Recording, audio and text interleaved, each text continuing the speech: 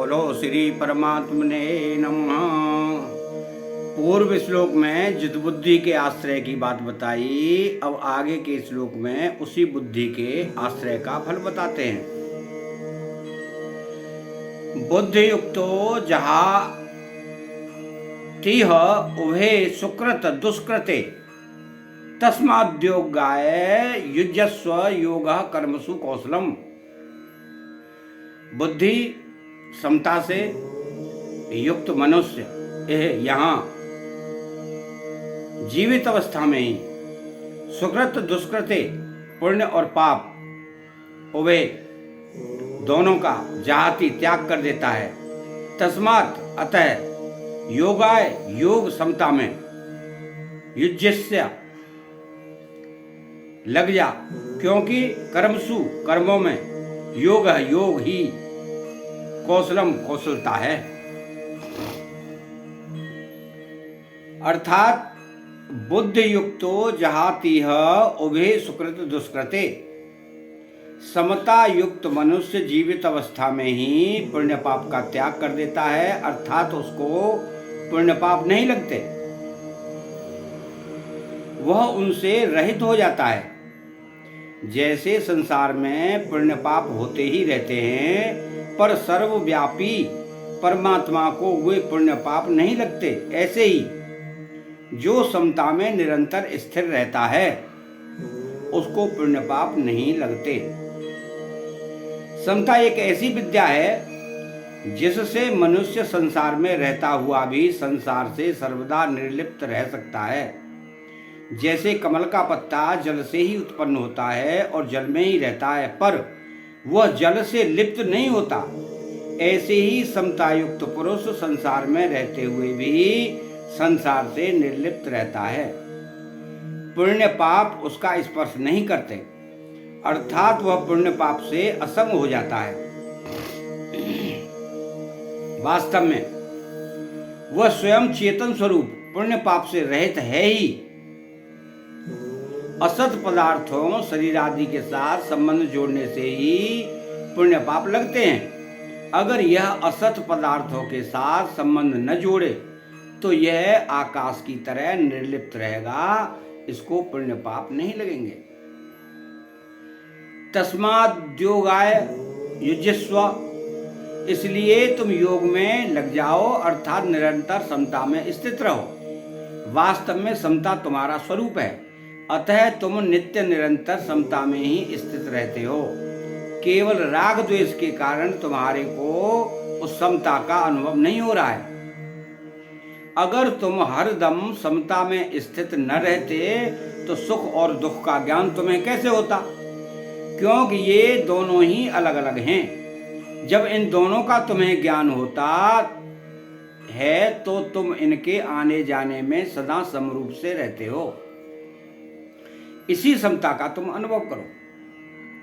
योगः कर्मसु कौशलम, कर्मों में योग ही कुशलता है, अर्थात कर्मों की सिद्धि असिद्धि में और उन कर्मों के फल की प्राप्ति अप्राप्ति में सम रहना ही कर्मों में कुशलता है। महत्व की चीज नहीं है। इन पदों में भगवान ने योग की परिभाषा नहीं बताई है, प्रत्युत योग की महिमा बताई है। अगर इन पदों का अर्थ कर्मों में कुशलता ही योग है ऐसा किया जाए तो क्या आपत्ति है।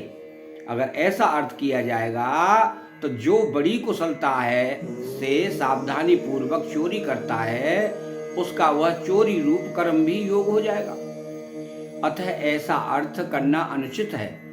कोई कह सकता है कि हम तो विहित कर्मों को ही कुशलता पूर्वक करने का नाम योग मानते हैं, परंतु ऐसा मानने से मनुष्य कुशलता पूर्वक सांगोपांग किए गए कर्मों के फल में बंध जाएगा, जिससे उसकी स्थिति समता में नहीं रहेगी। अतः यही कर्मों में योग ही कुशलता है, ऐसा अर्थ लेना ही उचित है। कारण के कर्मों को करते हुए भी जिसके अंतःकरण में समता रहती है वह कर्म और उनके फल में बंधेगा नहीं। इसलिए उत्पत्ति विनाशशील कर्मों को करते हुए सम रहना ही कुशलता है, बुद्धिमानी है। दूसरी बात, पीछे के 2 श्लोकों में तथा इस श्लोक के पूर्वार्ध में भी योग समता का ही प्रसंग है, कुशलता का प्रसंग ही नहीं है। इसलिए भी कर्मों में योग ही कुशलता है, यह अर्थ लेना प्रसंग के अनुसार युक्ति युक्त है।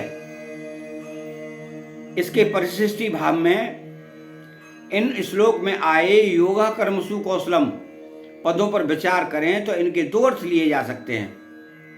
नंबर 1, कर्मसु कौशलम योग, अर्थात कर्मों में कुशलता ही योग है। नंबर 2, कर्मसु योग कौशलम, अर्थात कर्मों में योग ही कुशलता है। अगर पहला अर्थ लिया जाए कि कर्मों में कुशलता ही योग है, तो जो बड़ी कुशलता से सावधानी से चोरी ठगी आदि कर्म करता है उसका कर्म योग हो जाएगा, परंतु ऐसा मानना उचित नहीं है और यहाँ निषिद्ध कर्मों का प्रसंग भी नहीं है। अगर यहाँ शुभ कर्मों को ही कुशलता पूर्वक करने का नाम योग माने तो मनुष्य कुशलता पूर्वक सांगोपांग किए हुए शुभ कर्मों के फल से बंध जाएगा। फले सक्तो निबध्यते, अतः उसकी स्थिति समता में नहीं रहेगी और उसके दुखों का नाश नहीं होगा। शास्त्र में आया है कि कर्मणा बध्यते जंतु, अर्थात कर्मों से मनुष्य बंध जाता है। अतः जो कर्म स्वभाव से ही मनुष्य को बांधते हैं वे ही मुक्ति देने वाले हो जाए, यही वास्तव में कर्मों में कुशलता है। मुक्ति योग समता से होती है, कर्मों में कुशलता से नहीं। योग समता का आदि और अंत नहीं होता, परंतु कर्म कितने ही बढ़िया हों उनका आरंभ तथा अंत होता है और उनके फल का भी संयोग तथा वियोग होता है। जिसका आरंभ और अंत संयोग तथा वियोग होता है उसके द्वारा मुक्ति की प्राप्ति कैसे होगी? नाशवान के द्वारा अविनाशी की प्राप्ति कैसे होगी? समता तो परमात्मा का स्वरूप है, निर्दोषम ही समम ब्रह्म, अतः महत्व योग का है, कर्मों का नहीं। अगर पहला अर्थ ही ठीक माना जाए तो भी कुशलता के अंतर्गत समता निष्काम भाव को ही लेना पड़ेगा। अगर कर्मों में कुशलता ही योग है तो कुशलता क्या है, इसके उत्तर में यह कहना ही पड़ेगा कि योग समता ही कुशलता है। ऐसी स्थिति में कर्मों में योग ही कुशलता है, ऐसा सीधा अर्थ क्यों न ले लिया जाए? जब योगः कर्मसु कौशलम पदों में योग शब्द आया ही है तो फिर कुशलता का अर्थ योग लेने की जरूरत ही नहीं है। अगर प्रकरण पर विचार करें तो योग समता का ही प्रकरण चल रहा है, कर्मों की कुशलता का नहीं। भगवान समत्व योग उच्यते कहकर योग की परिभाषा भी बता चुके हैं। अतः इस प्रकरण में योग ही विधेय है, कर्मों में कुशलता विधेय नहीं है। योग ही कर्मों में कुशलता है, अर्थात कर्मों को करते हुए हृदय में समता रहे, राग द्वेष ना रहे, यही कर्मों से कुशलता है। इसलिए योग है कर्मसु कौशलम, यह योग की परिभाषा नहीं है, प्रत्युत योग की महिमा है। इसी 50वें श्लोक के पूर्वार्ध में भगवान ने कहा है कि समता से युक्त मनुष्य पुण्य और पाप दोनों से रहित हो जाता है। और पाप से रहित होने का यह अर्थ नहीं है कि वह कोई भी क्रिया नहीं करता, क्योंकि कोई भी मनुष्य किसी पुण्य और पाप दोनों से रहित होने का अर्थ है उसके फल से रहित मुक्त होना। आगे 51वें श्लोक में भी भगवान ने फलम त्यक्त्वा पदों से फल के त्याग की बात कही है। गीता में कुशल शब्द का प्रयोग 18वें अध्याय के 10वें श्लोक में भी हुआ है।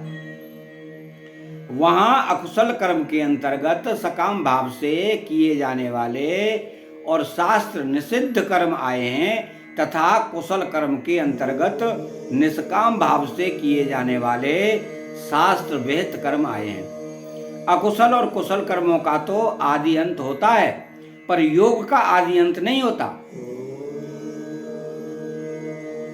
बांधने वाले राग द्वेष हैं, कुशल अकुशल कर्म नहीं।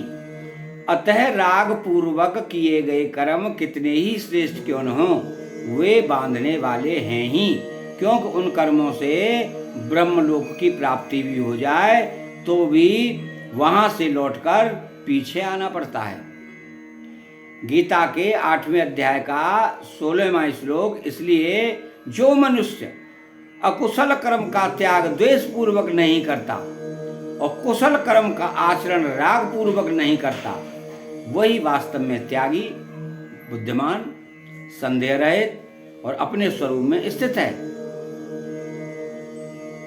उपर्युक्त विवेचन से सिद्ध हुआ कि योग कर्मसु कौशलम, पदों का अर्थ कर्मों में योग ही कुशलता है, ऐसा ही मानना चाहिए।